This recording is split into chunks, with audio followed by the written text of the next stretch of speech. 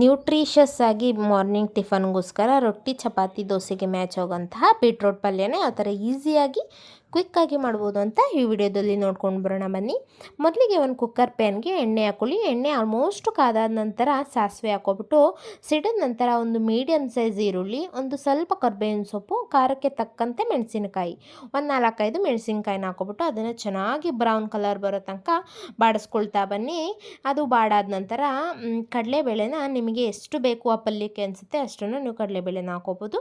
ಸ್ವಲ್ಪ ಬೇಕಂದರೆ ಸ್ವಲ್ಪ, ಜಾಸ್ತಿ ಬೇಕು ಅಂದರೆ ಜಾಸ್ತಿನ ಹಾಕೋಬೋದು. ನಂತರ ಅದನ್ನು ಸಹ ಅದ್ರ ಜೊತೆ ಚೆನ್ನಾಗಿ ಮಿಕ್ಸ್ ಮಾಡ್ಕೊಬಿಟ್ಟು ಬೀಟ್ರೋಟ್ನ ಇಲ್ಲಿ ನಾನು ಸಣ್ಣ ಸಣ್ಣ ಪೀಸಸ್ ಆಗಿ ನಾನು ಕಟ್ ಮಾಡ್ಕೊಂಡು ಇಟ್ಕೊಂಡಿದ್ದೀನಿ. ಈ ಪಲ್ಯಕ್ಕೆ ಈ ಥರನೂ ಒಂದು ಟ್ರೈ ಮಾಡಿ. ಎಲ್ಲ ಫಸ್ಟು ಯಾವ ಬೀಟ್ರೋಟ್ ಪಲ್ಯನ ಆಲ್ಮೋಸ್ಟ್ ಎಲ್ಲ ತುರಿದು ಮಾಡ್ತಾರೆ, ಈ ಥರನೂ ಒಂದು ಟ್ರೈ ಮಾಡಿ ನೋಡಿ. ಈ ಬೀಟ್ರೋಟ್ನ ಹಾಕೊಬಿಟ್ಟು ಆ ಈರುಳ್ಳಿ ಒಟ್ಟಿಗೆ ಚೆನ್ನಾಗಿ ಅದನ್ನು ಮಿಕ್ಸ್ ಮಾಡ್ಕೊಳ್ತಾ ಬರ್ತಾಯಿದ್ದೀನಿ.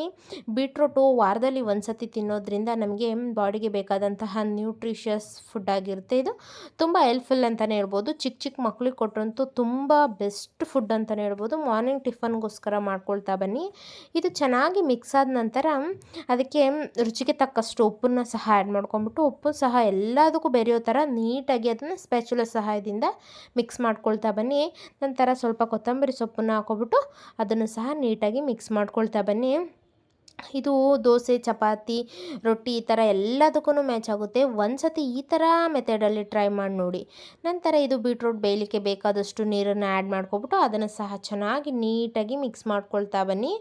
ಮಿಕ್ಸ್ ಮಾಡ್ಕೊಬಿಟ್ಟು ಇದನ್ನು ಲಿಡ್ನ ಕ್ಲೋಸ್ ಮಾಡಿ 2 ವಿಷಲ್ಸ್ನ ತೊಗೊಂಡ್ರೆ ಸಾಕು. ಸೂಪರ್ ಟೇಸ್ಟಿಯಾದಂತಹ ಬೀಟ್ರೂಟ್ ಪಲ್ಯ ರೆಸಿಪಿ ರೆಡಿಯಾಗುತ್ತೆ. ಒಂದು ಈ ಥರ ಮೆಥಡಲ್ಲಿ ಟ್ರೈ ಮಾಡಿ, ತುಂಬ ಚೆನ್ನಾಗಿರುತ್ತೆ.